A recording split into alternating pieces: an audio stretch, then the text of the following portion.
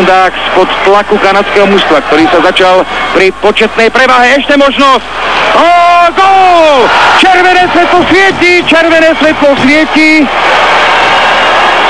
Tak čo? Červené svetlo svietilo.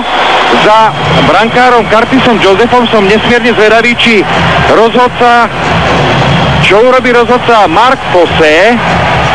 Pozrime sa ešte raz. Tu je celá situácia. Golník strelil do brány, videl, že puk išiel zrejme do brány. A Mark Fosse, čakal som, že si zavolá, áno, už sa tak deje, zavolá videorozhodcu. Som zvedavý, ako rozhodne. Áno, istý gól, čistý gól a to som zvedavý, čo robí Mark Fosse. To som veľmi zvedavý, pretože televízny záznam, naši sa tešia, vedia, že puk bol v bráne, televízny záznam ukázal, že to bol gól a je to gól, vedieme v 19. minúte nad Kanadou.